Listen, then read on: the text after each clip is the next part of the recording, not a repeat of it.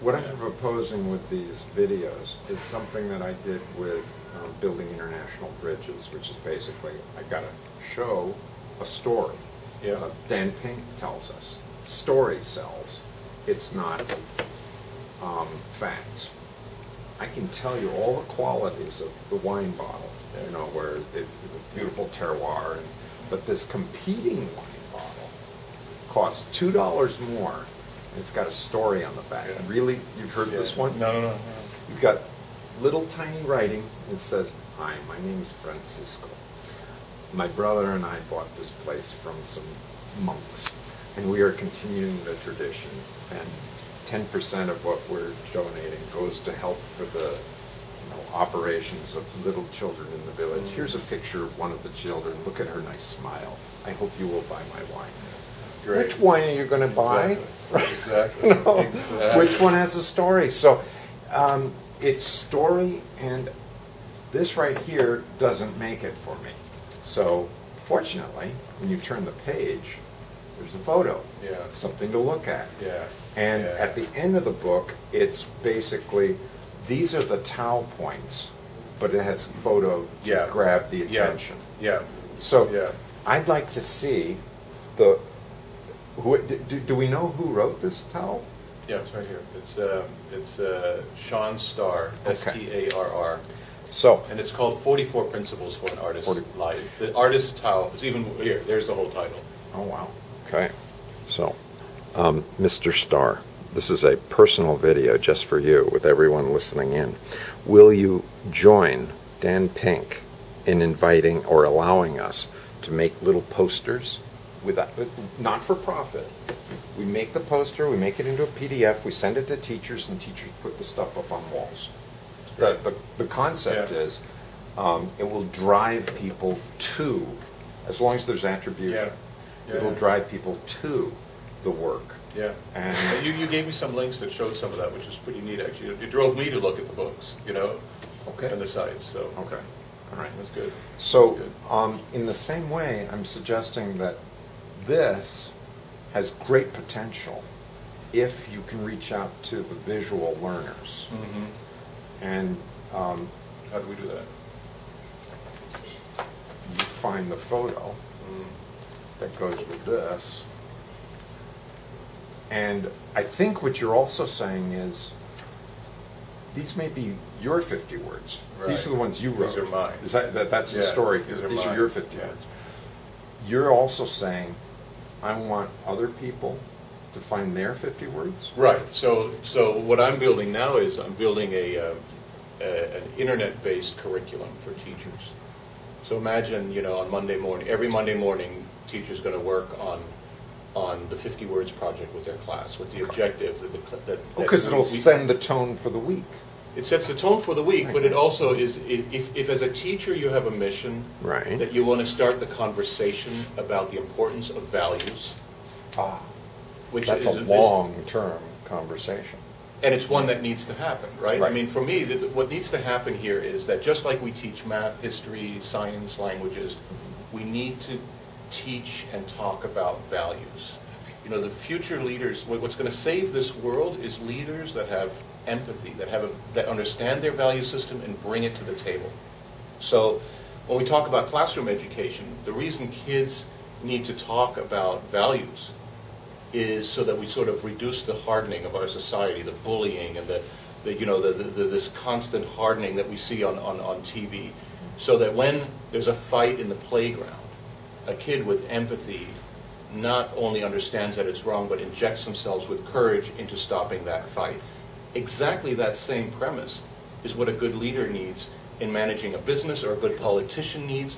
So our world of tomorrow, if we're going to eliminate 3 billion people in poverty and we're going to save this planet, we've got to have a lot more empathy. So for me, this book is about how do you get a conversation going about empathy, about values that matter, that are going to change our planet going forward. And so my idea on the curriculum is pretty simple. The teacher starts with an ambition to get a conversation going. And they use this tool. And basically the kids log into 50words.com, they sign in with their own sign-in, and every week, every Monday, They pick one word that's important to them, and just like I did, they write a paragraph or two about what that word means to them. At the end of the semester, or at the end of the school year, they've got 50 words. They then hit print. It allows them to enter a little forward, an acknowledgement, a little byline. They hit print. They get a nice PDF document that they can take home and share with their parents or grandparents, and then take that conversation home. So they're having the conversation at school, they're talking, and they're bringing that home. And that's what we need to do. Similarly, I'm spending a lot of time talking to CEOs and leaders about bringing their passions to the boardroom. You know, an effective business plan is one that delivers not only financial profit but social profit, that talks about how can I, in my business, make money but also create social benefit with the things that I do as a company. And it's the same damn stuff. It's a CEO that brings their passion to the table, brings their values to the table, instead of saying, you know, I hate when people say, you know, check your ego at the door when you come to this meeting. Who the hell does that? You bring all of yourself to the meeting, you know? You don't leave home with one arm cut off. That's all my empathy shit, and then I go to work. It's not the way it works. And so for me, it's really important that at all levels, kids K through 12, you know, leadership schools, business schools, in the boardroom, that this conversation starts to happen. Because if we continue to play by today's rules, we know how the world's going to look. You know, we got 2 billion people in poverty. It's going to be 4 billion people in poverty. The planet can't sustain itself. We're killing ourselves. And it all has to do with empathy, with understanding, you know, what role do I play in making a change and becoming more responsible and in influencing the people that I influence with things like this, as opposed to money matters, right? So to me, this started off, you know, as a gift to my 2 boys, you know, my 50th birthday, just letting them know what I stand for and being able to have that conversation. And then, you know, people kept talking to me about it, and they're like, God, you know, I want to talk to my kids about that. And so now this curriculum is one way. I have a lot of other ideas. You know, I'm thinking about, for example, having an app.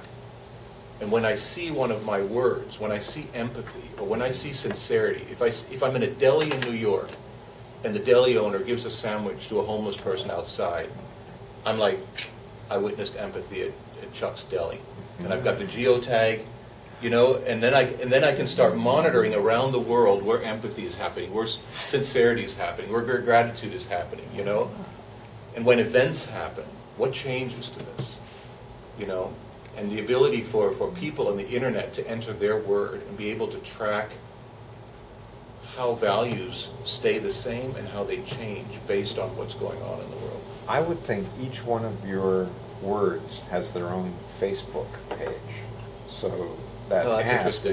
would poke right or post right to that place, because that might seed it, and it would be this little tentacle. And then when people say, "Wow, this is great," and then there's this link back to the source, and then it would introduce them to But you the see, other these are words. my words. You know, they're about as Right. applicable in one point in time to one person. You'll be having 10 other words probably 10 years from now. And 10 years ago, I would have had different words. Right. I think sort of 30 or 40% of them are pretty consistent. Sure. You know, but I think, you know, if I have a 50 words app where people enter their word, and I sort of see it as 50 words pulse of the world. At any given time, what values are top listed, you know, and that changes constantly, right? As people enter their word, you know, today the top 10 values around the world are X. Tomorrow, you know, if there's a tsunami in Asia, I bet that would change. Sure. You know, so I think there's a lot of things you can do about it, and I've started with the app idea. But it's interesting to me, but it's not a conversation. It's not, for me, it's all about getting the conversation started, and for me, it's about kids' education. There's amazing work being done. Well, the app is great because it would then, as you took that picture, it would go to all your friends. It would go to your Facebook. If your mom was on your Facebook, you would have the conversation with your mom. Yes, that's right. That's right. That's the simple way to get that through. Yeah, so I've got to do sort of the social media component around it. I'm really hooked right now on the education piece. I think I've got a couple of schools that are interested in piloting it, and I think it could be a really good classroom project. You know? And there are some schools that see the value of linking social media to the classroom. Yes. I know it's antithetical to some people because they say, well, we're supposed to protect our children from the internet, protect them. But we're seeing that if you have web-based programs with the right protections, these projects could go to the mom's Facebook page. Right. I have moms telling me, don't email me. Either text me to my phone or send it to my Facebook account. Exactly. They don't want to. Well, because the Facebook is a filter. Yeah. Nothing gets onto Facebook that you can restrict a lot. Yeah. You don't get those. And spams. I can restrict who I want it from. Right. That's basically. Right. Yeah. So, yeah. But you know, there's some